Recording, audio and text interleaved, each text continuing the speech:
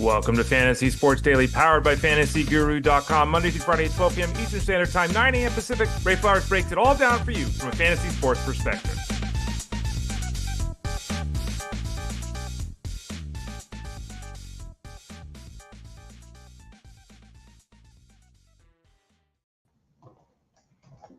Hey there, everyone. Good morning. Ray Flowers of FantasyGuru.com. Hope you're doing well as the day starts off here, the final day of the week, Friday, the 21st. I never know what day it is. Friday, the 21st of February. Welcome to Fantasy Sports Daily, powered by FantasyGuru.com. I am Ray Flowers. You can find me on social medias at the Ray Flowers. Type it in there. You probably find me on that. Instagram, Blue Sky, Twitter X, Instagram, et cetera. You can find my work over at FantasyGuru.com. You can join us over at FantasyGuru.com. Click that subscribe tab in the top right corner. Sign up for any and all of our products right now, including baseball. We've got the seasonal baseball package ready to go, the DFS baseball package, and the wagering package, all of them available right now, as well as the other sports. UFL is about ready to get going for football again. So we got franchise mode if you want to sign up just for that and get some information about the draft. You heard Tyler Beaker on the show yesterday talk about that. You can sign up for the full season football packages. You can sign up for basically everything that's not football or baseball in the MVP plan. So click the subscribe tab in the top right corner. That gets you the MVP plan. NHL, NBA, PGA, MMA, NASCAR, horse racing, all of that in one package. So check that out over at FantasyGuru.com. What are we doing today? Well, we're doing some fun stuff. Hopefully today. We got the draft book. The draft book is not available, as I said earlier this week. That has to all be done by hand. And because it has to be done by hand, I can't do it a day or two ahead of time, because if there's an injury, then I have to redo the whole thing. So the bottom line is the draft book will be available later today over at FantasyGuru.com. What is the draft book? Should you use the draft book? Is it a cool thing or not? Everyone loves it. It's the thing I've gotten most questions about to date is the draft book. We'll talk about what it is here in a few minutes. Major League Baseball is losing out on their TV deal with ESPN. We'll talk about that. We'll have some player news as well on some injuries, some guys signing. Andrew Heaney, Bobby Miller. Did you see that? Ooh, Bobby Miller, geez. So we'll talk about that. In about 25 or so minutes, we'll talk some football with Russell Clay. It's either or day. I will throw a series of players at Russell, and he will tell us which of the two players he chooses in a dynasty scenario. Who would he rather have? Would he rather have Purdy or Murray? Would he rather have McConkey or DJ Moore? We'll talk to Russell Clay about that in about 25 or so minutes. Okay. We've got a thing over at FantasyGuru.com called the draft book. And I'm going to say this at the top, as I do every time I bring it up. I don't think that anyone should use the draft book. It's wildly popular and everyone uses it. I don't think you should use it. I think you should draft based upon the tiering model. And I think that you run into issues when you use something like the draft book, because in essence, it has to be set up basically as an ADP chart. And we talk about this all the time. It doesn't give you the context of how the draft is going. It doesn't give you the context of how your team is going. Do you have power but not speed? Do you have strikeouts but not ratios? A ADP list doesn't do that for you. A top overall list doesn't do that for you. The draft book doesn't do that for you. But what is the draft book? Let's get into it a little bit more, and I'll explain a little bit more of that. I'm going to throw it up on the screen here. This is last year's version. It's almost impossible to see. The next version, the next slide I'll have in a second, will be much clearer. But I just wanted to show you the overall format. For those of you that are unaware of what we're talking about, because you're listening on at Fantasy Sports Daily on your local podcast network, or you're over at FG on the Elite Plus tab at the top of the page to find this show catalog. If you're watching live or on demand at Elite Sports on YouTube, so it's youtube.com/@EliteSports, on Twitter X at Fantasy Guru site, or on Facebook at facebook.com/FantasyGuruHQ. If you're looking at either of those three sites, you can see, as well as hear, what we're talking about. You can also ask comments, leave questions, that kind of thing throughout the show. So on the screen right now, for those of you that don't see it, we do have a picture of last year's page, one of the pages of the draft book. I think one of the reasons people like the draft book, because everything's in one spot, right? It's got the rounds in one spot. It's got the auction values in one spot. Again, I think it misses completely the context of everything. So this is never a way I would suggest people put a team together, but let's dive into it. As you can see there on the screen, and again, the next slide will be much clearer. What we do is we say, okay, we're assuming a 12-team league. Okay, that's just the baseline for this discussion. So we're going to do 12 teams, 23 rounds. Why 23 rounds? The traditional standard setup for fantasy, even though I know a lot of you don't use it, The traditional standard setup for fantasy baseball, and it's been this way since the 80s, is 14 hitters and 9 pitchers. So you have 9 pitchers, starter pitcher, relief pitcher, any combination you want. And then the 14 hitters, that's 2 catchers, first base, second base, third base, shortstop, corner infield, middle infield, 5 outfielders, utility. So 12 teams, 23 rounds is what we are assuming with the draft book. As you can see there on the screen, the rounds are broken into 6-person segments. And by that I mean there's 1A, 1B, 2A, 2B, 3A, 3B. The A always has 6, the B always has 6. The A always has 6, the B always has 6 players. Because remember, we're trying to do 12 players around, obviously, because it's a 12-team league we're assuming. So the rounds are broken down into halves, top half and bottom half of the round. So A and B. Remember, each one should have 6. You can see across the screen there, we've got the category, the positions listed. So there's catcher, first base, second base, third base, shortstop, outfield, starting pitcher, and relief pitcher. As you can tell there, last year in the first 4 rounds, I didn't suggest taking a catcher for anyone. There was only 3 third basemen there. There's actually no relief pitchers there. So, again, there is some strategy involved here. It's difficult on my end to put this together because, again, I don't believe in how it's set up, and it's very difficult. If you don't take a catcher in the first 4 rounds, you're never going to get William Contreras. So where do I put William Contreras? Do I put him where his ADP suggests you need to draft him? Do I put him, as you can see there in the second column, is auction values? Do I put him where I have him auction value-wise? That's another issue with the draft book. I might have William Contreras as a $24 player in the draft book because it's just the way it works out. He might be listed as a $22 or $23 player. He might be listed as a $25 player. That's not exactly what I would bid on him, but that's the parameters of what we're working with the draft book. Let's go a little bit closer up so you can get a better feel of what we're talking about there. So there you can see it again. I'm only listing catcher and first base here. But this is much clearer for you to see on the screen. So again, 12 teams, 23 rounds. We're breaking the rounds down to 6 players in A, 6 players in B. So here's what it looks. So you got the round listed on the far left. Then's the value. That's the auction value that I would suggest spending. As you can see there's a wide spread at the start of the draft. $38 to $45 in the top tier first round. The second tier of the first round is $34 to $37. As we start dropping down like into the 5th and 6th round, we start getting a little tighter grouping at the bottom as well. So this also requires, if you use the draft book, for you to be a little more fluid. If you think, again, that let's say William Contreras is a $25 player, and I've got him listed there in 23 to 25, okay, we're fine, right? If you got him listed in the 25 to 26 zone in 4A, do you go 26? No, there's nothing wrong with going 26 if he's a $25 guy, of course. But do you want to do that? And how many times can you do that throughout a draft? Bump a guy's dollar value up to the point where you're halfway through your team, you spend an extra $1 or $2 on every player, starts getting a little tighter toward the end. So think about that too. So this is basically what we're doing. We're basically, again, listing the players in a overall value, top whatever list format, and it's not the right way to draft. And I can say it until I'm blue in the face. It's not the right way to draft. When you're talking about building your team, you have to fill positions, of course. That's problem number 1. Then you have to fill categories. Obviously, not all players fill all the categories. We all are aware of that. There's also, so then, we can't just follow the list. And you can say, right, I already have Freddie Freeman. I'm not going to take, Cody Bellinger. A bad example because he's an outfield eligible player. In this scenario, I already have Freddie Freeman. I'm not going to take Paul Goldschmidt.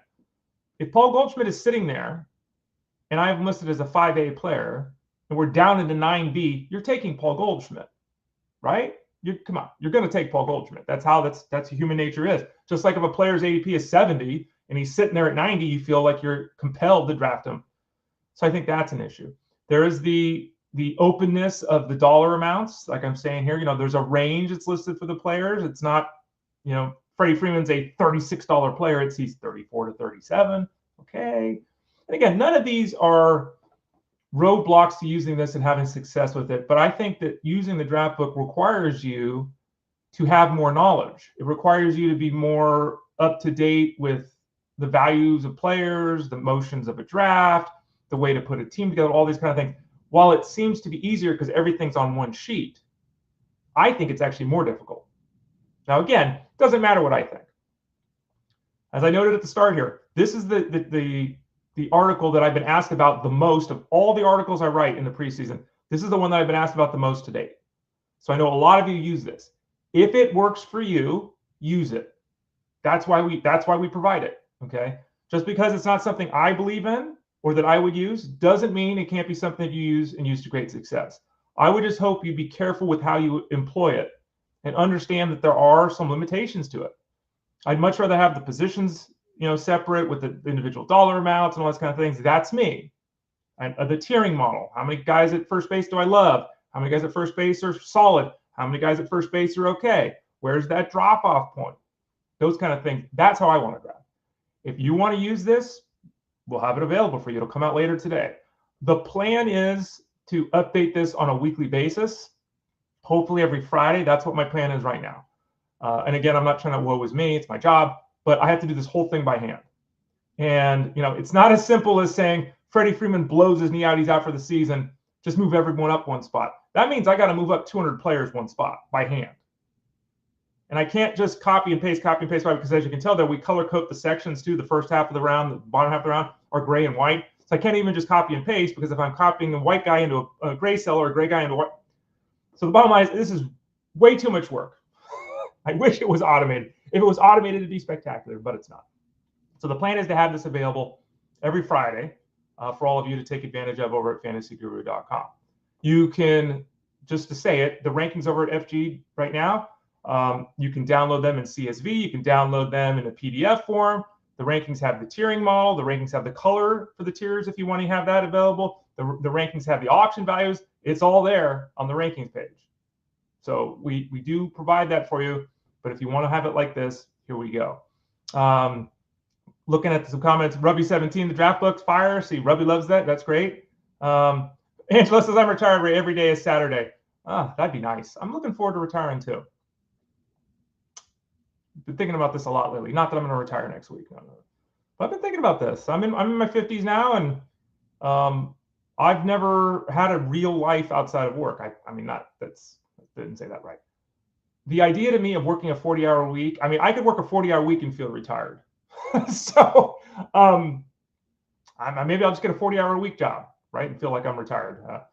But yeah, good for you, Angela. I hope you're enjoying your retirement. And just like David said, yep, hope you're living your best life there, Angelo. So there's a review of what the draft book is. Again, it'll be available later today after I spend some hours here putting it together right after the show. That's what I'll be working on all day. Hopefully it'll be updated every Friday. If you have any questions, you can hit me up here on the show. You can obviously ask them over in Discord at fantasyguru.com. If you sign up for any of the packages at fantasyguru.com, remember that subscribe tab in the top right corner. If you sign up for any of the packages, you get access to the accompanying Discord room. So if you sign up for the seasonal baseball, you get the seasonal baseball room. So I'm there if you want to have any questions. Again, to reiterate, it's not a tool I would personally use. I don't like it. I think it's very limiting. But if it speaks to you, use it. Because people ask me all the time, Ray, how do you set up, like you're at your draft, what do you do? What programs do you use? I don't use programs. I use paper and pencil. Jeff Mans uses paper and pencil. 75% of people use computers, I'm guessing, but yeah, right? Like everyone uses computers or iPads or phones. I'm old school. Okay, that's how I've done it. That's how I'm comfortable doing it. Excuse me, all of those systems on computers, almost all of them are predicated on projection models, which I've written about for years over at fantasyguru.com, including this year. My concerns with projection models. We do have the steamer projection model numbers on the rankings page over at fantasyguru.com. Another advantage, in my opinion, to using the rankings page versus the draft book. You have the auction value, you have tiering, the auction value, and the steamer projections all on one page. But yeah, so all that stuff gets messy to me. So the bottom line is, some of you might hear using paper and pencil and think I'm a doofus. Some of you might hear using paper and pencil and be like, Ray, that's exactly how I do it. Right? Do whatever works for you. I want you to have the most fun, the best experience, and be the most successful you can be. I will present the tools. I will always be honest about the tools. I will tell you which tools I use and don't use. Just like in fantasy football, people say, well, the projections have this guy. I have never, in 2024, I did not look at the projection page for football at fantasyguru.com a single time. Didn't do it.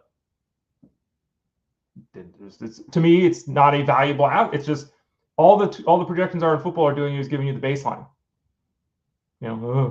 Nick Chubb's going to have 12 carries for 42 yards. Oh, great. McConkey's going to catch 4 passes for 61 yards. Great. To me, there's no value to that. Other people, they set their lineups by it. So we provide all the tools at fantasyguru.com. You tell us what's important to you.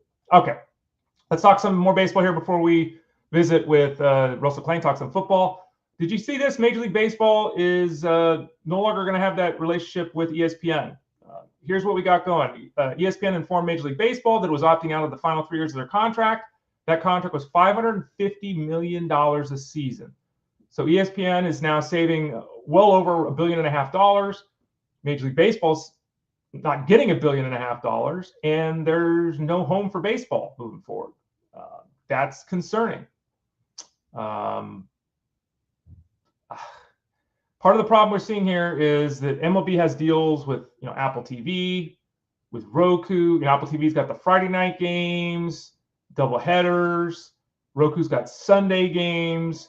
Apparently, Roku's contract is like $10 million a year for the Sunday games, and you can advertise on Roku for there's much less cost as an advertiser to advertise there than there is at some of these other places, because Roku's only investing $10 million, so they don't have to charge huge fees to investors, to advertisers, excuse me. So the advertisers go to Roku, and they're spending, I'm making a number up, $50,000 a year, but they got to spend $150,000 on ESPN. They just advertise on Roku, right? So that was part of the problem. Major League Baseball, with these differing levels of commitment from these providers, advertisers were having issues. ESPN's kind of looking at this thinking, we're not really getting out of this what we used to get. There are less people using, what's the word I'm looking for? Not satellite TV. Why am I drawing a total blank? I'll think of it in a second.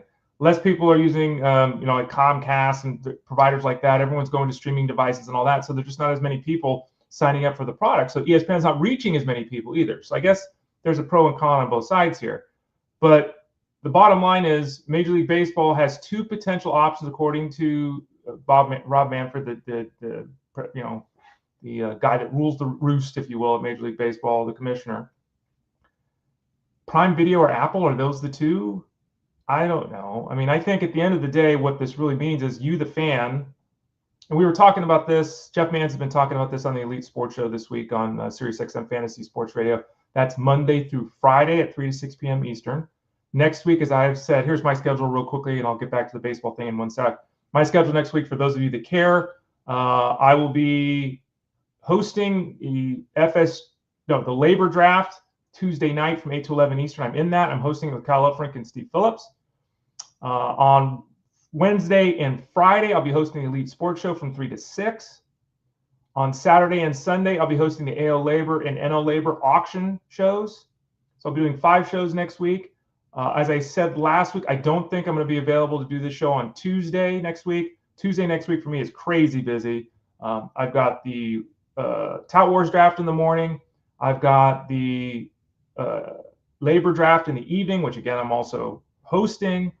That's a hugely busy day. So I don't think there'll be a show. So the bottom line is I'll be here Monday on this show. I'll be here Monday, Thursday, Friday. I'll be on SiriusXM on Tuesday, Wednesday, Friday, Saturday, Sunday. I don't even know what I'm doing. I'm doing a lot of things next week. The bottom line is Major League Baseball doesn't have a partner right now. And as Jeff has been discussing on the show on SiriusXM, it's very unclear what's happening.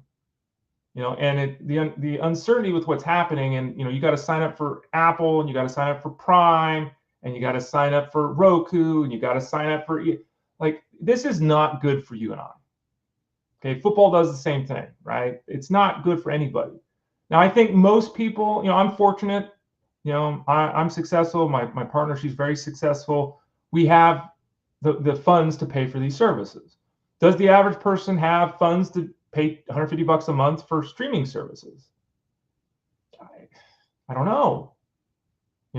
That's not everyone does. And not only that, even if you wanted to do that, I'm starting to get older. I can still figure all this stuff out. But I'm starting to get older. My mom, who's in her 70s, there's no way she could watch ESPN one day, and Apple TV the next day, and Roku the next day, and Amazon Prime the next day. She'd never figure that out, right? So there's that too. Mark's got a comment here in the chat room. Other than the uncertainty of the future of Sunday Night Baseball, don't think we'll notice much change with no ESPN. Well, I think that's part of the problem that ESPN is facing, Mark, is that I think they think a lot of people agree with you. like ESPN looks at this and like, what are we getting out of this? You know, with the providers not getting as many eyeballs to ESPN anymore because people are doing other things or they're on different apps. Or, you know, they're not able to generate the revenue that they want to from advertising. That causes a problem. I don't know how many people watch Sunday Night Baseball at this point. People are doing other things. We do know that Major League Baseball was the attendance was up, the ratings were up last year. Like, it was a good year for baseball. So to lose their major partner here in ESPN is not good. It's not good timing. And this also plays into what we've been talking about here on the show as well, the idea that, you know, come December 2nd, 2026, there's going to be a lockout or a strike. So we'll see what happens here. But get ready to be upping up for new services if you're a baseball fan, if you don't have them. I don't know how many people, I mean, Roku, do people have, Roku's a great tool. I mean, I got in my office, I got my Roku right here. So, you know, there's my little Roku controller. How many people have Roku? Does everyone have Apple TV? Maybe you have Apple TV, but not Netflix. Maybe you have Netflix and not Prime. You know how this goes. So anyway, we'll see how it plays out. But it's just something I wanted to note because it's a significant change for Major League Baseball. It's a lot of money, over $1.5 billion. Speaking of what happened on the field, before we talk to Russell Clay and do a little football here in a few minutes, let's talk about that. What happened yesterday? Andrew Heaney signed a 1-year, $5 million deal with the Pirates. Good place to pitch in Pittsburgh. Heaney is somebody who is very up and down, you know, especially from start to start. There's not a lot of consistency with him from outing to outing. But at the end of the day, you know, he gives you 140 innings, strikes out 150 guys. His ratios are okay. He's a very solid pitcher. I think, you know, looking for him to repeat the 160 innings he threw last year, you know, maybe not. But he's very solid. He gives you a strikeout an inning, and the ratios overall don't kill you. Frequently, he'll get into a stretch where, you know, it's 1 run, 2 runs, 2 runs, 1 run, 0 run. And then he'll get into a stretch where it's 5, 4, 6, right? Like, so he's not, that consistency piece is a little troubling. But he goes to Pittsburgh where he will get a chance to sit in the rotation. He'll get a chance to make as many starts as he can handle, eat up as many innings as he can handle. He's definitely in the streaming mix. And I'm not pushing to draft Andrew Heaney in a standard mixed league, but he's in the streaming mix for sure. And again, a good place for him to land. You know, no pressure from, and it's nice to have him be, you know, have him be a lefty there too, because obviously you've got Jared Jones and Paul Skeens. How can I forget Paul Skeens? They're both right-handed. You've got Bailey Falter, who's a lefty. You got Mitch Keller, who's a righty, and then you have Andrew Heaney, who's a lefty. Bubba Chandler is coming. Now, when Bubba Chandler comes, I'm assuming that Bailey Falter is the guy that loses the starting spot, that Andrew Heaney will stick in the rotation. So that's how I see it playing out with the Pirates. David says, good luck next week. Not much sleep. No, I don't frequently get much sleep, David, to be fair. But yeah, next week is going to be a barn burner. All those things I'm doing speaking wise, the hours and hours and hours I'm doing speaking wise, I'm also doing all the articles. We're getting one a day over at fantasyguru.com. So check that out too. I'm not slacking off on that next week. Bobby Miller, did you see this? Woof. If you didn't see this, Bobby Miller actually threw a pitch in spring training and it hit him in the head. Line drive right back up, and it hit, boom. Check it out if you didn't see it. It hit his head, and I don't know, flew 30 feet off his head like it was a. It was, I think, 106 miles an hour, 107 miles an hour. He never lost consciousness. He sat up and kind of was holding his head and eventually walked off the field. So amazingly, it seems like he's okay. Amazingly. Because, you know, not to be morbid here, but something like that could kill a person. Like if it hits you in the right spot. I mean, you know. So we'll see how it goes the next couple of days. I wouldn't be surprised if there's a concussion that comes out of this. We have not heard that yet, but I mean, just being logical about it. Regardless, the good news is he apparently is okay. Let's hope that whatever tests they run don't reveal fractures and problems like that. The good news is he only threw 13 pitches, but he hit 99 miles an hour with his fastball. I think he might have hit 100 on a pitch. Like, that's great to see after last season's wonkiness with the stuff and everything like that. Let's hope that Miller is fine, that we get good reports over the next 24 hours, and that he's able to rediscover what he lost last season. Because last season was dreadful, but his talent level is a mess. We've talked about him before. He's been written in articles over at fantasyguru.com. I have a really difficult decision in my keeper league. Do I hold on to him or not? I'm going to make a note of that. I got to make a note to do that too. Jeez. Can you hear me writing? Yeah, next week for me. What a disaster. I got to set the keepers. I got him like in the 28th round or something like that, which seems logical to keep. We get 5 guys. I don't know if I'm going to keep him though. Yeah, no, it's tough. We'll figure this out. Really want to keep him. So that's the situation there. Spencer Steer, we've talked about previously, will resume throwing soon. He's dealing with the shoulder issue. He dealt with the shoulder issue last season. Yeah, Angela, you're right. He walked off on his own power, which was great news. Spencer Steers had that shoulder issue last year, came into camp. The shoulder was still an issue this year. We mentioned earlier this week, I think, or late last week, the fact that I was concerned, I think it was earlier this week, that I was concerned about Steer. I mean, this is, he had 4 months off and his shoulder's still not right. And I said, I'm not downgrading him yet. Still haven't yet. I'm getting close to, though. He's going to start throwing soon. If we get any negative response from him throwing. So Spencer Steer, a month ago before we heard this news, I was all in on Spencer Steer. Now it's like, okay, I like Spencer Steer. Let's not get overly excited with him. It's big to see if he can throw, not just for him and what our expectations should be offensively. It's also big for the offense because if he's got a DH, that changes what the Reds want to do on the offensive side of things. Matt Shaw's coming back from his oblique injury. He resumed throwing and hitting in the batting cage yesterday, so that's good news. Obviously, the Cubs brought in Justin Turner to give depth at third base. He's not really a third base option, certainly on a daily basis at like 40 years old is Justin Turner, but he's a veteran, professional hitter that's available if Shaw's oblique continues to be an issue or if he struggles to start the season. So good signing by the Cubs. Good news is that Shaw, who should be the starter at opening day at third base for the Cubs, who's got a player profile in the rookie scouting reports, who's in the top 50 rookies for fantasy in 2025 in the draft guide over at fantasyguru.com. Shaw trending toward being healthy, a lot of time still, but trending toward being healthy for game 1 for the Cubs. Ryan Yarbrough signed a minor league deal with an invitation to spring training for the Blue Jays. Ryan Yarbrough, who cares? Fair. It's a fair point. Ryan Yarbrough is really good. Ryan Yarbrough, who for years was in Tampa Bay and did the old starter, reliever, long reliever, he wouldn't get a start, but he'd throw 4 innings, He's filled a bunch of roles. And, here we are, and he's, 768 innings and almost 200 outings into his career. He's got a 1.18 whip. It's pretty good. Not a big strikeout guy. He's boring. He's not sexy. A 1.18 whip is pretty damn good. He's 53-40. So he'll join the the Jays. The anticipation is he goes to the bullpen. So this is a nothing burger from a fantasy perspective. That could change. Obviously, at some point he could end up being that bulk reliever. At some point, maybe he gets in there and becomes a starter. Maybe Yariel Rodriguez doesn't make it happen. Of course, Alek Manoah was working his way back from arm surgery. So the Jays doing a good job of giving themselves options. And they know in the case of Yarbrough, he's somebody they can move in and out of the bullpen. So a good signing by the Toronto Blue Jays.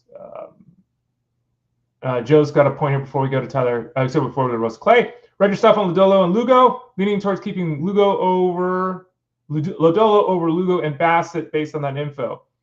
Yeah, the rankings are obviously available over at fantasyguru.com, Joe. I love Lodolo and his potential. Bassett and Lugo are very stable options. Lugo pitched over his head last season and will regress. Bassett is aging and is starting to slide off his peak. I think Lodolo is the best option there for you to have. I think he's the best option for you to hold. He does not have the stability of the other 2 guys. So, it depends what you're shooting for, but I love Lodolo. Love the skills. And Lodolo could be the guy that does Seth Lugo this year in terms of performance. So he'd be the guy I would be leaning to keep too as well. You got it, Joe. All right, so there's our baseball talk here on the show. Let's talk some football. It's Friday. We talk dynasty and keeper leagues with our dynasty guy over at fantasyguru.com. He's Russell Clay of Fantasy Guru. Oh, Russell J. Clay of fantasyguru.com. Let's bring him into the show. How you doing, Russell? Hey, what's up, Ray? How you doing, man? I'm doing all right. I don't know. It's kind of weird. Do I call you Russ? Do I call you Russell? Do I call you Russ J or Russell J? Like, there's just so many options here. It's an abstract painting, Ray. I let people flow with what they want. It's a versatile name. It's a strong name. Very strong. True. Very true. But yeah, Russ. Russell. Russ, let's go. Russ, how you doing, Russ? What's been going on? Not much, man. Yeah, we're gearing up for the offseason. NFL draft is almost here. And, I generally know these names you speak of. Seth Lugo. I remember betting on that guy once last year. Once? Did you win? Twice? You probably won. Well, I think he pissed me off because he was supposed to not be good, and then he was very good every start, okay. right? Okay, you bet against him. I got you. Yeah, he was. He had a hell of a season. He led the league in innings. I think he was top 5 in Cy Young voting. Like, had a hell of a season at like 34. It doesn't happen very often, but it happened with him. Russell Clay at fantasyguru.com. Let's talk some football. That's your main focus, Russell. And you are a dynasty guy, so I wanted to ask you these questions kind of through a dynasty lens, right? We're going to kind of do a game of either or. I'm just going to toss out a couple of names, and you're going to say, Ray, I like this guy or that guy, and explain to us why that is. We're going to kind of go position by position, and there is uncertainty. Obviously, most of the coaches are all set now, but there's obviously still some free agents available. There could still be trades. We haven't had the draft, so again, this is an answer Russell's given you here in February. It might be different in May, so keep that in mind, everybody. First off, let's start at the quarterback position. 2 totally different kind of players at the quarterback position. 2 very productive players who are in the same division. Out where you live, Kyler Murray. Out where I live, Mr. Purdy. Purdy or Murray? Who do you prefer? Honest answer is neither will be on my rosters. Okay. Long term, I do think Purdy is a better setup purely because he's in that San Francisco system, and anyone connected to Kyle Shanahan's going to find success. Of course, this year, everything fell apart, but this 49ers team is going to be well rested after some very long Super Bowl and playoff runs, and I do think they'll be back to normal heading into 2025. The Kyler thing, we're year 6, Ray. We've got 1 playoff appearance, and it was one of the worst playoff blowouts of the decade.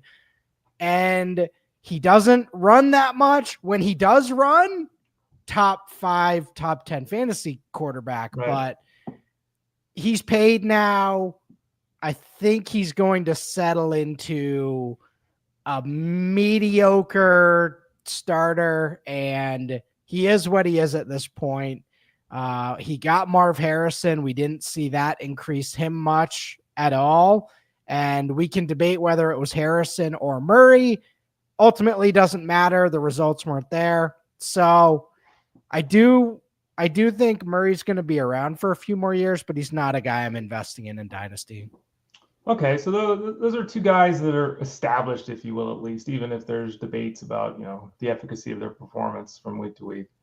This next duo of quarterbacks, not really established. Drake Maye, Justin Fields. I feel like Justin Fields has gotten the short stick the whole time. Like he wasn't given the opportunity with the offensive line. He wasn't given an opportunity with the players around him. He goes 4-2 last year, gets taken out of the lineup. Like I'm still a believer there. Are you enough of a believer in what I just said to take him over Drake Maye, or did you see enough with Drake Maye last year in his first season in the NFL?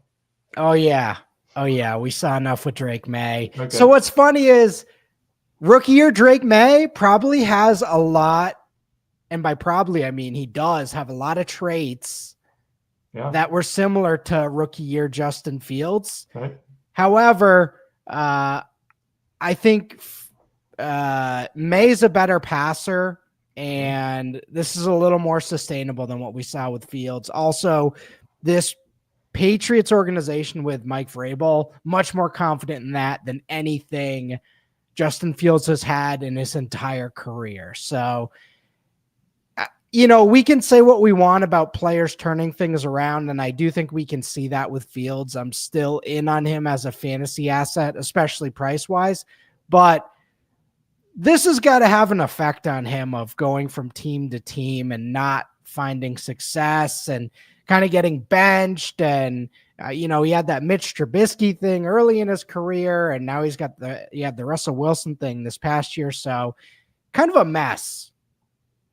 By the way, I just noticed, I did not earlier, that you've got your name on your shirt there, which leads me to the question, does your family, or do you own Russell Athletic?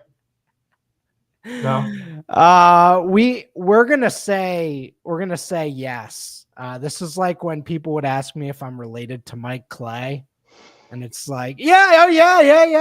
Russell Athletic. So, no, but I do think it's a funny bit that I do wear Russell Athletic. So It's right there on your shoulder. For those of you watching, right, say it on the shoulder. There's Russell. All right, the running back position. This one is really volatile because this can change dramatically with the draft or free agent signing even. Tyrone Tracy had moments of good and moments of fumbleitis with the Giants. Isaiah Pacheco had a few moments to start the year, then got hurt, never quite found his footing again. But it's easy to forget that, 7 months ago, 8 months ago, coming into the season, Pacheco was somebody that people were hot to trot on. Pacheco or Tracy at this point for you at the running back spot? I love what I saw from Tyrone Tracy, and you mentioned some of his issues that he did have, and the Giants have that weird Devin Singletary contract, and he was playing all right, and it was rotating and all that. And then the season was over and Drew Lock was starting, and it didn't really matter who was playing at that point. I think they were just getting through the season. So it is what it is, but if they're trying to win, Tracy's going to be the guy that gives them the best chance to win. I really like Tracy going forward. Got to watch the draft with any guy that is a 5th round pick or later. We have to be careful. The organization's not invested in him currently. I mean, he's not getting paid a lot for an NFL player. Keep an eye on that. But if they don't bring anybody in and they just go with this Singletary Tracy setup, then he's going to be locked in for next year. So, Russ, in general, at the running back spot, is the 5th round the spot where you get worried? You just made that comment with Tracy. Is that a general or is that just with Tracy? Statistically, 1st round are going to get opportunity like right away and consistently, unless you're Rashad Penny. Shout out Rashad Penny. He just got shoved in a locker by Chris Carson. Right. 2nd round, 3rd round may take a year or two, but they're going to get a shot as a starter. 4th round and 5th round is where it gets really murky. Okay. But because so many players are going later, we'll see with this draft class if that turns back around, and with Saquon and Derrick Henry performing well. But historically, 4th and 5th rounds, like maybe you get a year, maybe you get a couple years, and then 6th, 7th round is, those 3 to 5%ers. Maybe they get 1 year with over 800 yards. Yeah, the heroes, Arian Foster. There you go. Bingo. Yeah, right. Yeah. Russell Clay of fantasyguru.com. Another running back situation. Crappy team, great team. Not much was expected of him, but a good season. A lot was expected of him, good season. Chuba Hubbard, who they've tried to replace a bunch of times, but they eventually gave him that contract. We've talked about it before. They gave him that contract extension, so he's locked in there. Or David Montgomery. Like, you have to look at this and on the surface think that Hubbard gets more work. Maybe though Montgomery keeps up in the fantasy space with the value because of the touchdown piece. Though, of course, Montgomery's got someone else he shares the backfield with in Detroit. Montgomery or Hubbard? Man, that is a good one. That is a really, really good one. Still lean Montgomery purely because of that offense and what Dan Campbell's bringing to the table. But yeah, Chuba Hubbard defied not only the odds, but his own team gave up. They gave up on him. I mean, that Jonathan Brooks pick was a clear signal of you're done, buddy. We're getting rid of you. Except when you draft running back coming off a major knee injury and then he injures it again, they're kind of scrambling back. Hey, Chuba, what's going on, man? You want to go to lunch? Yeah. So that happened. We all saw it. And now there's rumors Brooks might miss all of 2025, did get injured late last year. So Canales is a good coach. I like what they got going there. I'd still go Montgomery because, flex value, if I'm thinking week to week, I'm going to trust that more. But yeah, it's close. At the wide receiver spot, we've got a guy in DJ Moore, who at the end of the day had a pretty good statistical season, even though there were moments of all of us saying, what the hell's going on? Is he even trying this week? What the hell are they doing with this offense? Still was pretty good. Then you got Lad McConkey, who was pretty damn good for a rookie especially. Now, I don't think we can necessarily compare the two. If we're lining them up next to each other, it's DJ Moore going away, right? Size, speed, all that kind of stuff. But productivity, I think in the case of McConkey, we've got to worry about his health. He was beat up all year long, and that's been a concern for his going back to college. Which way are we playing it? Let's assume a PPR setup. Which way are we playing it, McConkey or Moore? You know, Ray, this is a new NFL, and the advantage, it's like I grew up and Calvin Johnson was the archetype. And It was like, all right, we're looking for the 6'3" to 6'5", 230-pound, and then Julio Jones came along and it's like, okay, this is what we're looking for. However, in this generation, Malik Neighbors is not an overly imposing dude.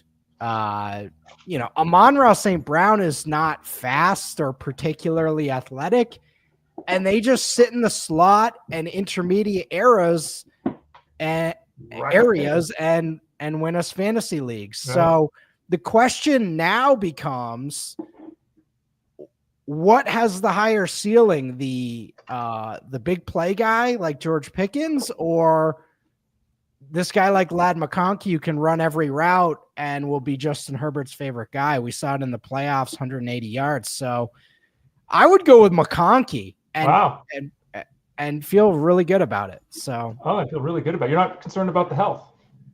No. Ultimately, we're looking at him to be an athletic Wes Welker and who can run a more diverse route tree. And it looks like it's already kind of here. So I'll take the risk on that one. Russell Clay at fantasyguru.com. Another wide receiver one. This one to me is really interesting. We've talked about both these guys, you and I, over the course of the last year. You got one guy coming off a somewhat disappointing season. You got another guy coming off a hugely disappointing season. One guy is 5'10", the other guy's 6'4". Tyreek Hill, DK Metcalf. You've talked a lot about guys like Derrick Henry and how he just keeps going and going and going at the running back position. Not that, Hill and Metcalf are old by any means, but they've been around for a while. And until last season, there were a lot of people excited about these guys, of course, especially Tyreek Hill. I don't know how many people are excited about either one of these guys at this point. Tyreek Hill or DK Metcalf? Well, the problem for Tyreek Hill is not a talent thing. My problem potentially with Tyreek Hill is how much does he care at this point? He's, been on Super Bowl runs. He's had the best ceiling he's going to possibly have. And I see him. Norm just walked by. Oh, did he? I saw his tail. Yeah, he's on the prowl. He's on the prowl. There's some coyotes he's trying to negotiate with in the area. But what do we do with these guys? Because I don't know how much he cares anymore. Yeah. Not that he can't put up 1,500 yards again, but he's on these Twitch streams with the young streamers now talking about racing. He didn't look like he cared that much this year, personally, based on what we know about him and what we know his ceiling is. So unless he's in a really good situation, it might be over as a high-end fantasy asset, but not because of talent, just because life moves on. He's in his mid-30s. He's made, $100 million now? I mean, some of these guys, I say this, I always say Dwayne Bowe, which is kind of unfair. But a lot of these guys, I imagine once you get $100 million in the bank, things change a little bit in your life. But Russ, bro's got 10 kids. Like he needs that paper. There you go. Okay, so that maybe things are going on behind the scenes that I don't know about, and he comes out on fire because he needs to make those payments. So he needs to make money for that insurance he's going to need when he becomes a porn star after his career to take care of himself. Hey, so he needs cash, Russell. Right. When I saw Adrian Peterson out there at age 35 on Washington, I was like, oh, okay. I get it. He's got other motivations he needs, but maybe that's another angle. There we go. Maybe he comes out refreshed. You're right. I don't think he does, but I'm just throwing it out there. Russell Clay at fantasyguru.com. Let's go to the young side of things. Instead of talking DK Metcalf, this Adonis, talk about two little dudes. One guy with a great name. Both guys pretty productive. Zay Flowers, great. Xavier Worthy. Where are we going here? These are, again, kind of slight guys that, you know, almost as much as we really want to do this, we have to do this because of the way the team is set up kind of thing. You know, is there a ceiling play between these two? Have we already seen the ceiling with these two? Does one of them stand out above the other? What do you think? The Zay Flowers career so far has been pretty wild. He has played really well and at times has looked like a future featured weapon. But throughout the last year and a half, I can't help but feel like the Ravens are trying to actively replace him whenever they can. They added that Deontay Johnson piece. They have reinvigorated Rashad Bateman. They have this likely Mark Andrews thing. They have this running game.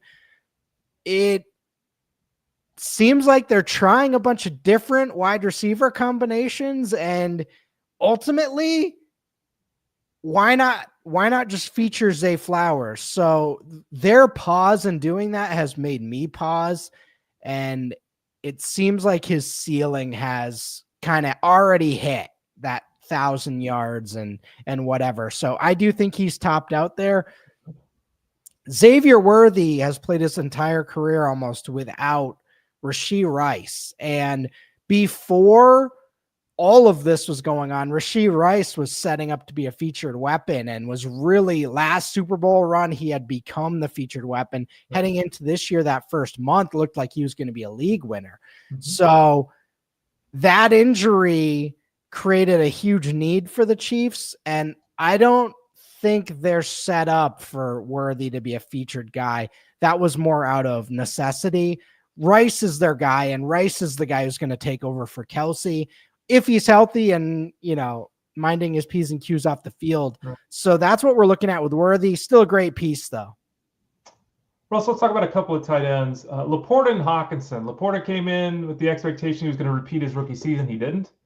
Over at fantasyguru.com, we said don't expect that. His ADP was like in the top 30.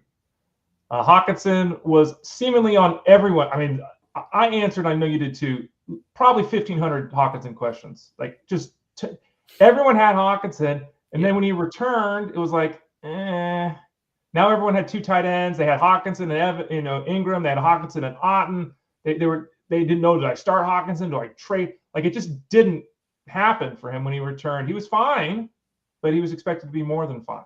So what are we doing here? Is it LaPorta over Hockenson easily? I mean, we don't even know who Hawkins is going to be catching passes from for sure next season.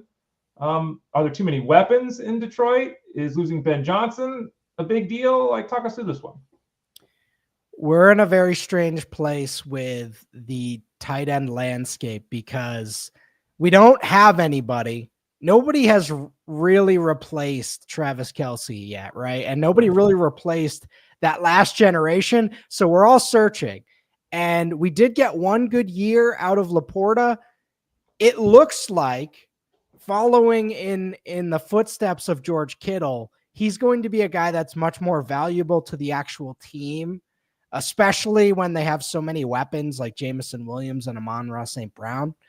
So when we're looking at that, we say, okay, is he going to be a guy that has a few huge ceiling games where they actually game plan for him, and then he's going to be a blocker? And then we have a guy like Brock Bowers. So that's who is going to be the guy. The rest of this is all just, okay, we're going to get our 800 yards and be happy with it. So that's what LaPorta's fine. He just played way too well last year for our expectations. So he's going to be fine. All right, then a final tight end question. I've got George Kittle in the Dynasty League, by the way, and I've tried to find, again, my Dynasty League, 16 teams, 50 roster spots. So it's a full 53 roster spots, a full NFL team. So it's not easy to find, but I can't find. So I'm just hold on another year. I keep saying it every year, because I'm going to be getting 4 points from my tight end. Someone that people thought they'd be getting 14 points a week from, and they have at moments. Kyle Pitts and David Njoku. Now, they've been fleeting moments, right? Njoku seemingly can't stay healthy, but when he's out there, he's productive. Now he's only out there productive with pocket passers. We don't know for certain what's going on in Cleveland there, so there's that level of concern. Pitts, we're hoping Arthur Smith leaving would change things. With Cousins, didn't really change anything. Nope. Is it Njoku over Pitts just cuz, or is it close? It's Njoku over Pitts, and the right answer is I'm done with Kyle Pitts. And that is the right answer. And that's going to be my press conference answer for the next 3 years. Until I have to see something now, unfortunately. I along with many folks, were willing to put their neck out for this guy. I don't think he's been right since year 2 when he got that knee injury. He has not looked athletic. And that's the weirdest part, right? He came in as this cyborg, broke the combine guy. Right. And he doesn't look like that at all. Whereas Njoku does look like that at times, especially when he's got a guy like Jameis or, whoever. So I am in on Njoku and out on Pitts until I see something. And the reality is, it looks like the Falcons are pretty much done with him at this point. Can we, because, this is like 5 years ago now, which is ancient history for some people. But when Kyle Pitts came out, like you said, he broke the combine. Like Kyle Pitts was going like number 1 in dynasty drafts. Like he wasn't just the number 1 tight end. He was like going number 1 overall. Like there was more excitement about Kyle Pitts though, as I think about Brock Bowers. Like if we're being honest, if we go back those 5 years, everyone just got it wrong.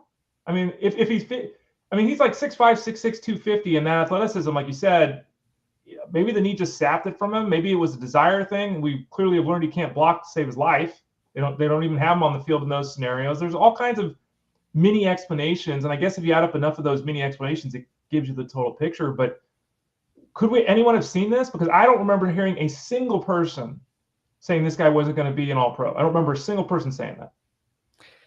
Yeah. I got nothing, Ray. It's bizarre. Sometimes it happens.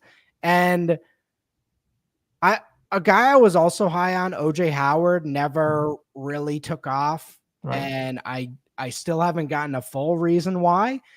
But some of these tight ends, it still continues. We finally got Brock, right? Brock came in and was everything we all expected. So that was wonderful. But tight end is just notorious for these first round busts, and it's continued. And you're like, eventually this is going to turn, right? This is going to turn, and it just continues.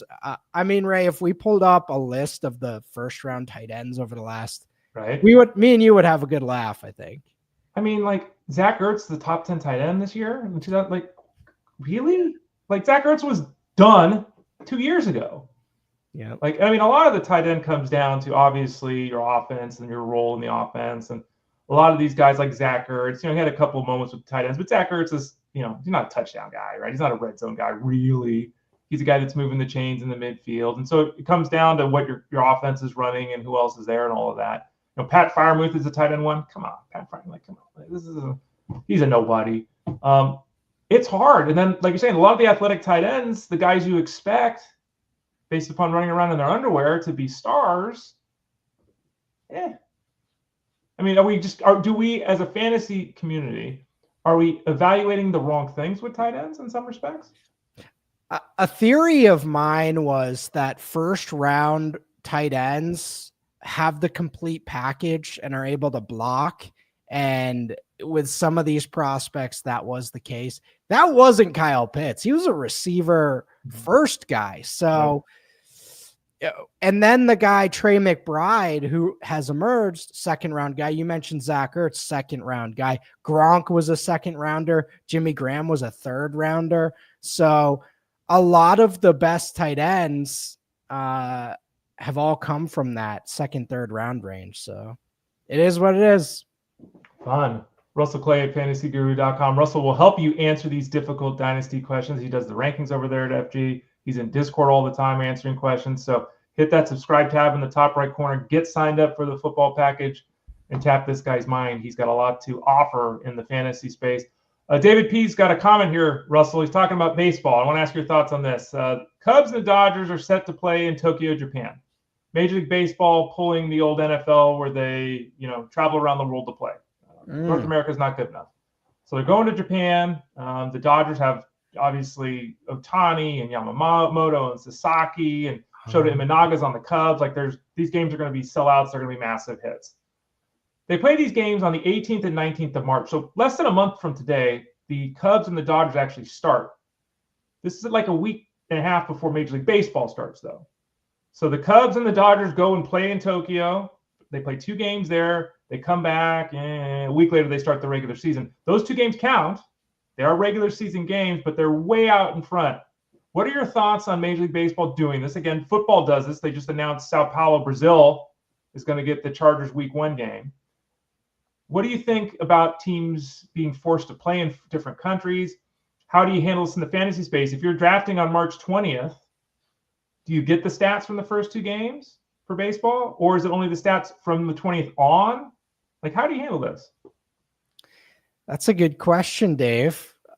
I will say, as a casual fan, what hockey just did with their that was a booming success. So I love that baseball's trying to get their global aspect involved. I think any game that's global and they can highlight that in any way is super fun. So that's beyond fantasy. But of course, I think when I take a flight or anyone takes a flight, think of how you feel after a flight, right? I mean, these guys are flying first class, but you're going to get jet lagged if you fly across the country. And then if you're in a new place you've never been before, that stuff all affects human beings in general. So yeah, it's going to affect things. And I imagine the pitching coaches and all that, and, they'll manage that accordingly. But the only thing I will say is there's a pretty big pipeline over there, right? A lot of guys have played over there. Like there's a big scene over there. So there's probably a lot of people in that organization that are familiar with going over there, right? I remember back in 2013, Peyton Manning threw 7 touchdowns in week 1 against the Ravens. And if I'm not mistaken, that was on Thursday Night Football. So there were some leagues, and I think the FFPC in particular, where like Peyton Manning was going first overall because Peyton Manning threw 7 touchdown passes. You're winning week 1 off Peyton Manning. It just doesn't even matter what the rest of your team does, right? Should we count the baseball stats if we draft after? Oh. What about that? Because that, the games count, but technically Major League Baseball hasn't started yet. I do remember people drafting fantasy leagues after the regular season started, or I think it was like you mentioned after that Thursday game. I don't know that it changes that much other than week 1. We did get a peek at that Broncos team, which, was going to boost ADP, but ultimately, it's 2 teams and you take it with a grain of salt. Yeah. Everyone make sure, by the way, if you're playing head-to-head baseball, make sure you find out if those 2 games count or not. Right? Because those 2 games might just be comboed with the first week of the season. Your head-to-head league may not use them at all. So factor that in when you're drafting. Read your rules because they're going to be playing their stars in those games. And if you can get those as an extra bonus, that might help you win that first week matchup. Russell Clay at fantasyguru.com. Thanks for joining us today, Russell. Appreciate it, as always. Some good information there for the folks. What are you doing here the next couple of days? You slaving away in the basement doing some analysis?